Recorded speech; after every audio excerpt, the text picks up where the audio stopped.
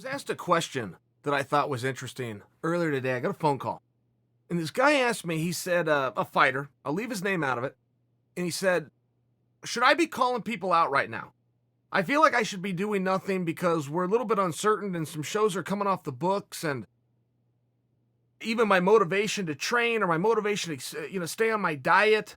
It's an athlete with a fight that was signed that could be affected, isn't in the three that have been affected so far. We're right on the cusp on the other side. It said, well, look, I don't know that I see it that way. I would tell you from a attention-getting standpoint, and we are in the attention-getting business, this is the time.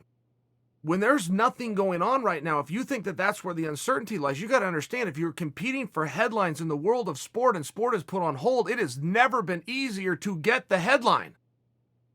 The media, the fans are very hungry right now for some kind of a story to be told, for something to look forward to. I've noticed a number of guys who have done call-outs this week, and I heard every single one of them because there's very little else going on. Colby called out Usman, a fight that should be done again and will be done again at some point, but I'm just saying, I heard it. Derek Lewis called out Francis Ngannou. He said, you know what, that first one we did, it never should have gone that way. We owe it to each other. We owe it to everybody to just do it one more time. By the way, Francis does not necessarily have a dance partner right now. His fight with Rosenstrike was one of the ones that was affected. I know that was a main event fight that a lot of people wanted to see. I happen to think that they'll probably just redo that down the line, but Derek is within his rights to now call for him to be put in against Francis. It's not really the point either way. The point is to go against the grain a little bit. If everybody else is being quiet and nobody's speaking up and a lot of people are a little down in the dumps and they just don't have that vigor and motivation, such as the gentleman who I spoke to on the phone earlier today, I would encourage you to be more like Colby or be more like Derek, just to use a recent example, that what you say right now is going to get heard because there's not a lot of things being said. This is a time to stand out. The whole beef between Leon and T. Wood and Colby, that whole triangle has never been more interesting than in the last 5 days. It's been one of the better stories, in all fairness, in all of MMA, and nobody had to throw a punch at anybody. But there isn't a whole lot going on, and I think a lot of people do, in all of sport, share the mindset of the friend that I spoke to today, which is, hey, a little wind is out of my sails. I just don't know what's going on. It's kind of hard for me to buckle down. That's a reality.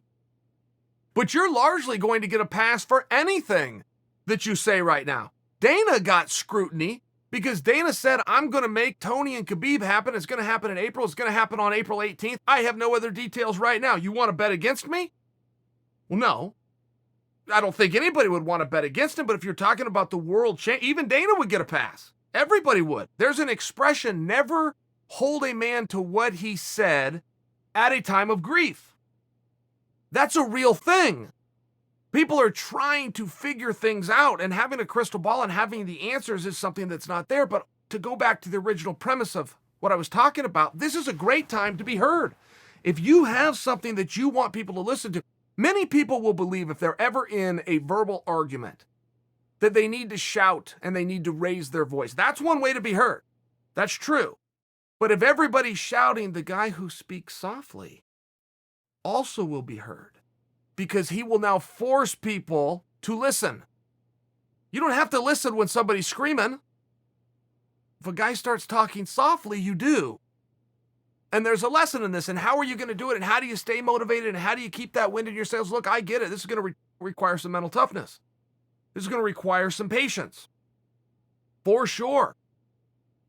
But sooner or later, opportunity is going to knock.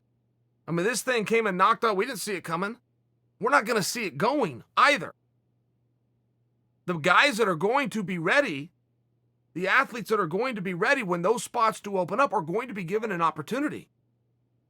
People ask me all the time, how do I get into Bellator? How do I get into the UFC? I can give you a good guess. I can tell you, start training a gym and build up some skills and work on your social media and start in the local show. get the pictures out and build your record and make some phone calls and go from there. That's a good guess.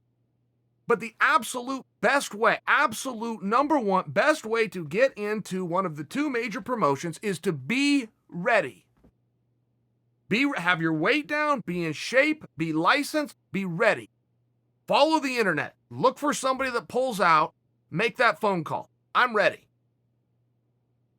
And yes, it does require some toughness, and yes, the times are very strange right now. But if you got something you want to say, now's the time to be heard.